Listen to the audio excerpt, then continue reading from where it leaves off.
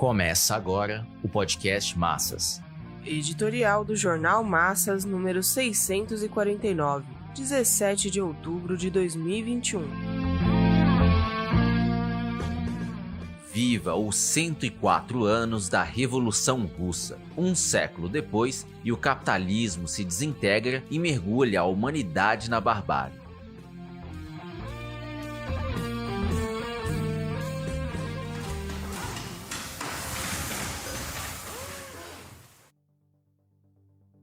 Lenin, no 4º aniversário da Revolução de Outubro de 1917, previu que se a revolução em escala internacional não avançasse, uma nova guerra viria e seria ainda mais destrutiva e sangrenta. 18 anos depois, a Segunda Guerra voltou a assombrar a Europa e projetou-se mundialmente. Dessa vez, a guerra imperialista esteve envolta pela política e ideologia do fascismo.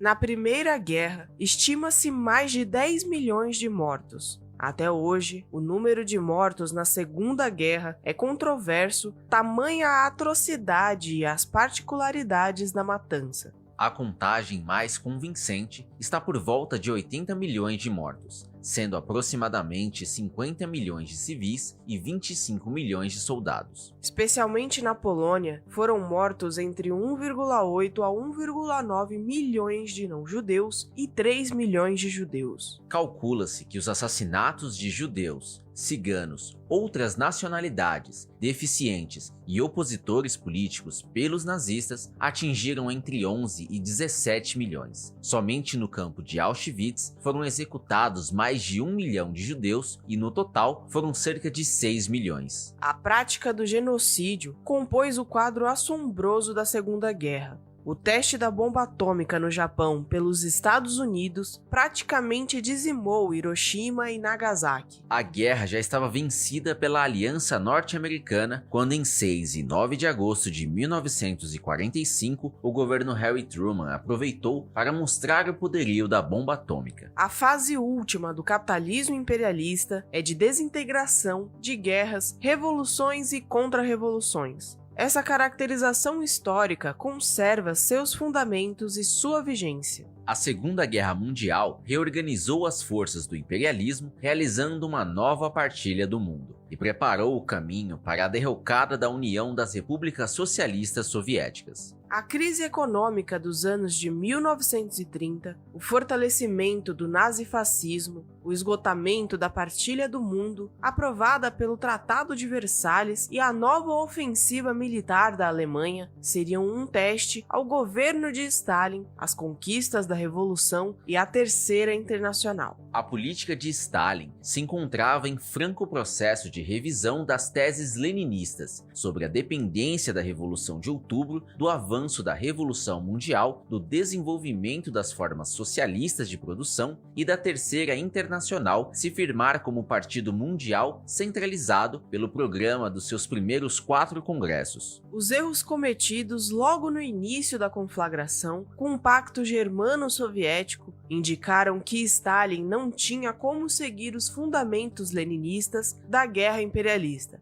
e de sua transformação em guerra civil revolucionária. Não vinha preparando a União Soviética para uma nova guerra, como Lenin havia previsto, principalmente desde o momento em que Hitler chegou ao poder em 1933. A Terceira Internacional, sob o comando stalinista, mergulhou fundo no revisionismo. Desorientou a luta dos partidos comunistas em todo o mundo, principalmente na Alemanha, com a bandeira de defesa da democracia contra o fascismo, como se fossem na essência opostos, como se o fascismo não tivesse sido gestado nas entranhas da democracia burguesa em decomposição. Essa linha foi a forma de se desviar da tarefa de organizar a luta da classe operária com seu programa próprio para a guerra imperialista e se preparar à guerra civil. O heroísmo da União Soviética foi decisivo para a vitória na Batalha de Stalingrado em um combate sangrento de junho de 1942 a fevereiro de 1943 e para a finalização da guerra. Esse lugar nos confrontos projetou a União Soviética como aliada dos Estados Unidos e da Inglaterra.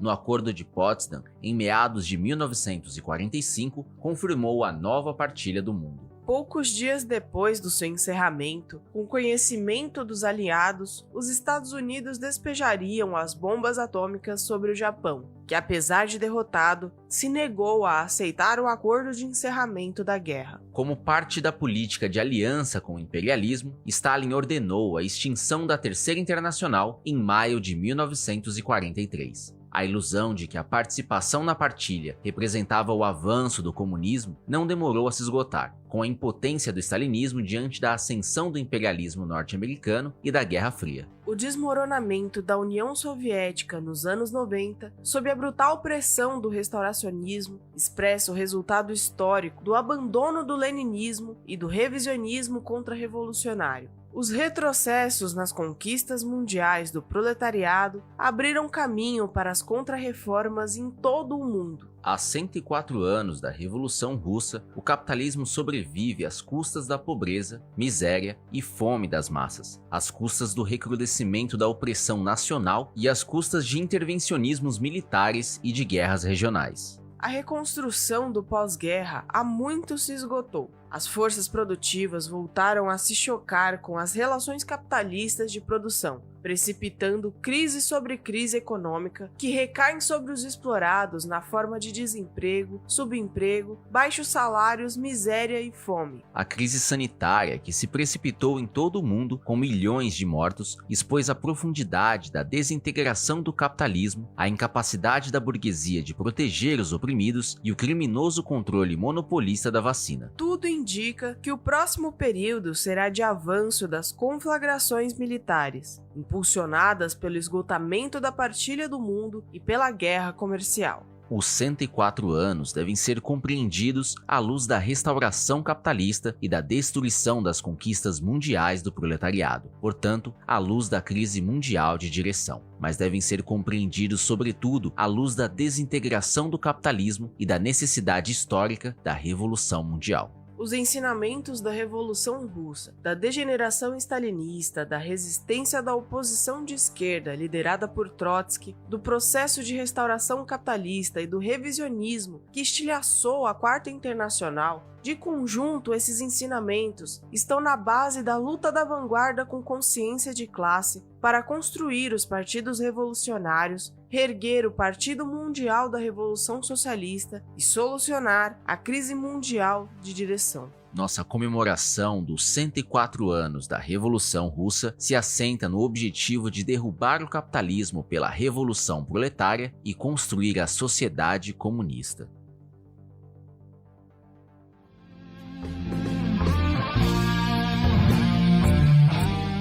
Esse podcast é apresentado pelo Partido Operário Revolucionário, membro do Comitê de Enlace pela Reconstrução da Quarta Internacional. Para mais informações, acesse pormassas.org.